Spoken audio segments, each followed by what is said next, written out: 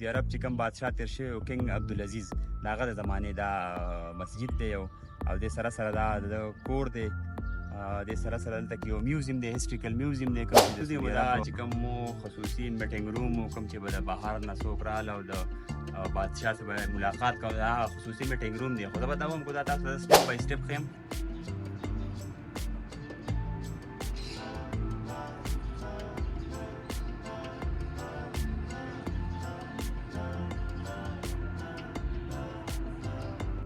کینګ عبدالعزیز پرسنل استعمال ګاډي کوم چې تاسو ګورئ دا د خپلې زمانې سوپر ډوپر لګژري ګاډي کوم دي دغه سور کلر کې تاسو ګورئ دا ټول السلام علیکم امید ده چې ټول به ښه خوشحاله به روغ جوړ به زه یم جاوید اقبال او دا وخت موجود یم د سعودي عرب په کیپټل سټي ریاض کې دوستانو زما په شا چې تاسو ګورئ دا د کینګ عبدالعزیز باچا د زمانې یو جومات دی او دا ټوټلی د خټې جوړ دی د خاورو او خټو نه او د دې ښایست چې ته دننه وګورې نو یقینا ښه بلډینګان به زه وایم چې د دې ښایست ته نه رسېږي دا چې په کم نقشه جوړ دی څومره ښکلی جوړ دی د آبادي ټوټلي د خټې او د لرګي استعمال نه شوې ده د دې خوا کې دا تاسو ګورئ دا یو اوس ماډرن یو نوی جومات هم جوړ شوی خو د دې چې کوم ښایست دی د دې جومات دې ته به زما په خیر یو هم نه رسېږي د دې سره سره دلته کې دا زما په شا تاسو ګورئ دا د کینګ عبدالعزیز چې کوم بادشاه و د هغه کور دی کوم چې د سعودي عرب د تیر شوی زمانې یو یادګار په تور باندې دلته ډېر خلک راځي په چکر باندې دا یو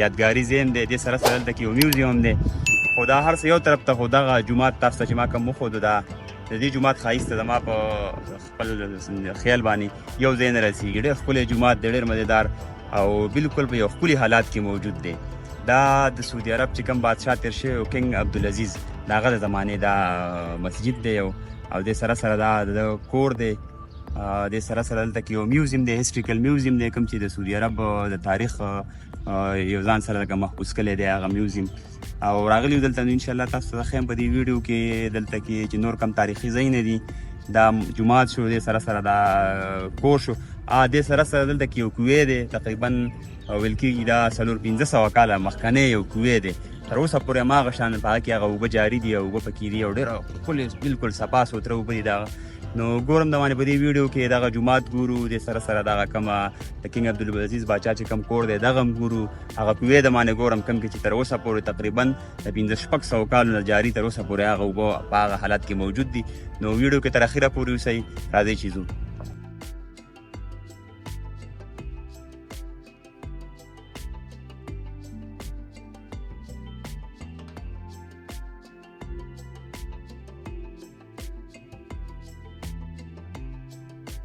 او دوستانو دا وخت تاسو ما ګورئ زه راننوتی یم راغلی یم دلته تاسو ته مې څنګه ویلي وو هغه کور چې د کینګ عبدالعزیز بادشاه په نوم باندې یادېږي او د هغه وداني ده او دا که تاسو وګورئ تقریبا زه به دا ووایم چې دا داسې ښکاري لکه په دې ساعت اوس په دې مهال په دې ساعت چې د دې کې فیملي اوسېږي د دې کمرې د دې دا صحن لکه بالکل په داسې حالت کې موجود دي ته به دا وایې چې اوس دې کې په دې ساعت په دې کې فیملي اوسېږي او دا کور چې کوم دی ټوټلي دا د خټې او د لرګي د استعمال نه جوړ شوی دی خو ډېر انتهایي زه به دا ووایم چې د ښو بلډینګانو په نسبت د دې ښایست ته نشي رسېدلی دومره ښکلی او په یو ښکلي انداز جوړ دی دا تاسو ګورئ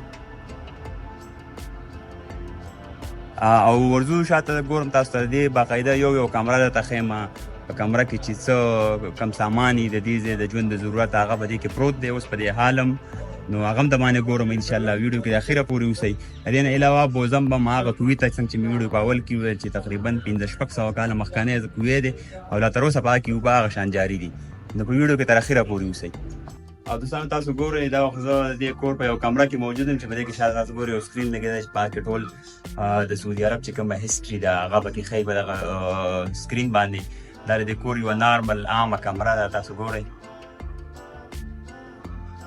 او دې سره سره دلته کې دغه سکرین چې کوم لګېدی په دې باندې د سعودي عرب چې څومره هسټري ده او کوم هسټري تېره شوې د دې پخوانۍ نو هغه به د سکرین کې ښودلی کېږي اکثره دلته کوم ټورست دي راځي ته ولاړ د سعودي عرب دغه هسټري ګوري دوستانو دغه یو ډیوایس پروت دی چې په دې پیلس کې په هغه وخت کې د کمیونیکیشن لپاره استعمالېدو دا تاسو ګورئ دا په هغه زمانه کې په دې پیلس کې د کمیونیکیشن لپاره استعمالېدو لکه څنګه دغه پاسه دې ته لیکلي دغه تاسو ګورئ ټرانسمیټینګ اینډ ریسیوینګ ډیوایس یوز ان د پیلس دې نه علاوه یو بل دا وګورئ د هغه زمانې یو ریډیو پروت دی.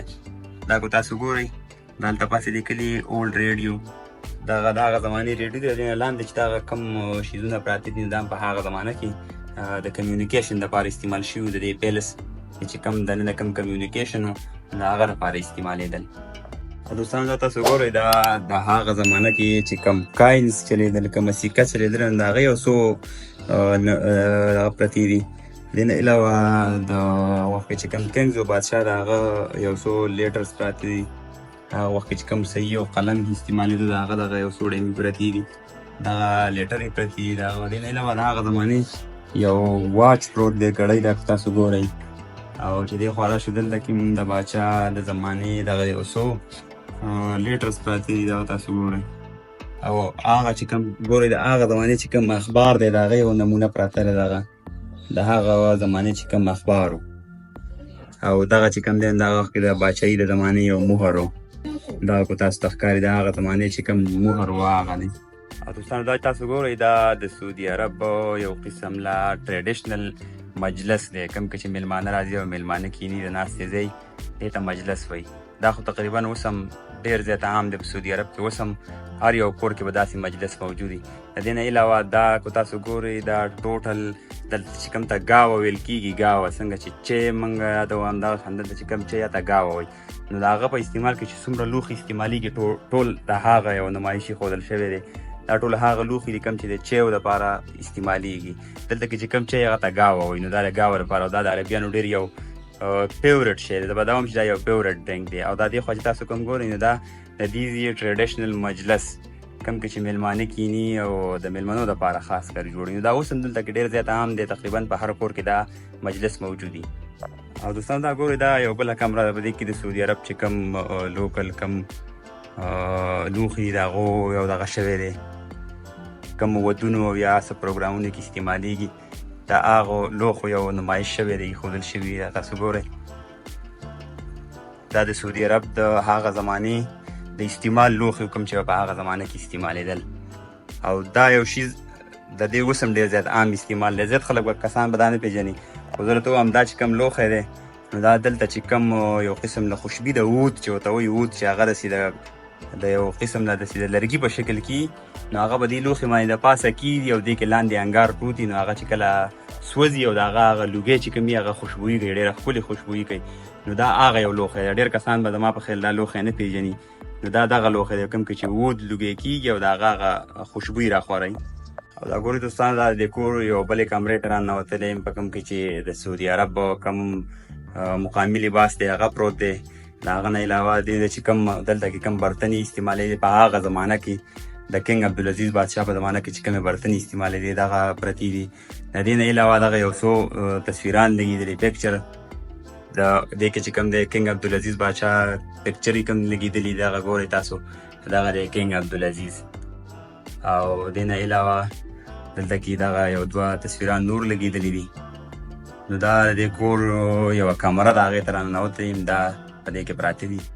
دغه چې کوم دی د سعودي عرب کوم ډریس چې دلته استعمالېږي د کنګ عبدالعزیز بادشاه د زمانې هغه ډریس دی.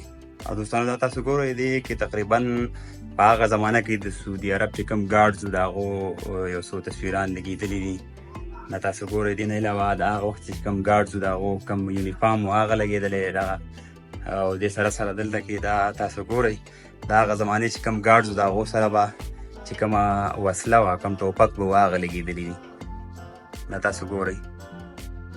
دوستانو دغه تاسو وکتو تاسو ته دا کور معروف بیروم وښود. خو دا ډېر زیات یو غټ کور دی. تقریبا ډبل سټوري کور دی.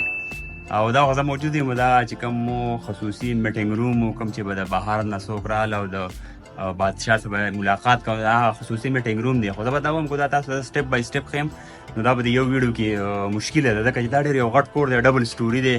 کم از کم په دې کې دي 40-45 روم دي. او هر یو روم ته چې ورننوځي نو ځان له یو کهاني پکې پرته ده. نو کوشش کوم چې څومره زه تاسو ته دې کور ښودی شم هغه درته ښیم. خو لکه دا به د یو ویډیو کې لږ مشکل ښکاري. دا تاسو ګورئ دا د کنګ عبدالعزیز باچا میټینګ روم کوم چې به د بهر نه څوک باچاهان راغله او د هغو سره ملاقات کوو نو دا هغه میټینګ روم دی. او بالکل 100% هم په هغه حالت کې دی کوم وخت چې هغه وخت کې څنګه وم په هغه حالت کې دی. دا تاسو ګورئ شاته.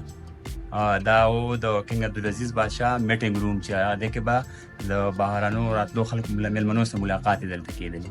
دوستانو دا یو بله کمره ده په دې کې چې تقریبا دا تاسو کوم ګورئ نو د دې پیلس یا دا کم کور چې دی د ملک عبدالعزیز بادشاه په دې کې چې کم ګارډز وو او کم په دې باندې تعینات وو کم ګارډز نو تقریبا د هغو څه تصویران لګېدلي دا تاسو ګورئ دا ټول د دې پیلس ګارډز او دغه مخامخ یو تصویر دی په دې کې تاسو ګورئ دا د ملک عبدالعزیز بادشاه ګارډز دي د هغو یو تصویر لګېدلی سره دغه ګارډز چې کومه او وسله ده د هغې تصویران دي او دې خوا دا چې تاسو ګورئ نو دا چې کوم سپیشل باډي ګارډز چې ورته موږ وایو چې کوم د هغه پرسنل ګارډ نو د هغه دغه چې کوم دی یونیفارم دی او دغه د هغه پرسنل باډي ګارډ تصویر دی تاسو ګورئ د ملک عبدالعزیز بادشاه چې کوم پرسنل ګارډ و د هغه دغه تصویر دی دا د هغه یونیفارم دی او دغه چې کوم دي وسلې دي دغه مخامخ خو تاسو ګورئ دغه دی ملک عبدالعزیز بادشاه.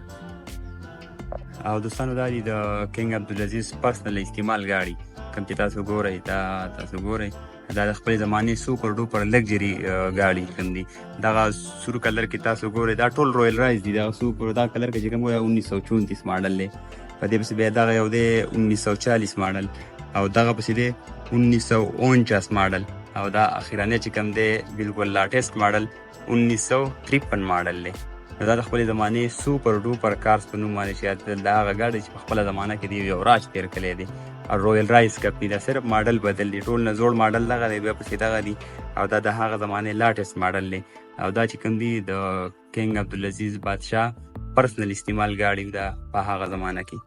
او دوستانو دا و کینګ عبدالعزیز بادشاه پیلس کوم چې تاسو ته ما وښودو نو یقینا ډېر یو ښکلی او ډېر یو مزیدار کور و. ما په خپله په ژوند کې چې څومره بلډینګان لیدلي دي او څومره ښه ځایونه لیدلي خو د دې ثاني نشته دا ډېر یو عجیبه یو ښکلی ځای او ډېر زما په پرسنلي زما ډېر زیات خوښ شو. نو امید دی دا به ستاسو هم دا ویډیو خوښه شوي همداسې انټرسټینګ ویډیوګانو لپاره زما یوټیوب چینل جاوید اقبال ضرور سبسکرایب کړئ. ملاویږو په یو نیکسټ ویډیو کې د هغه پورې د الله په امان.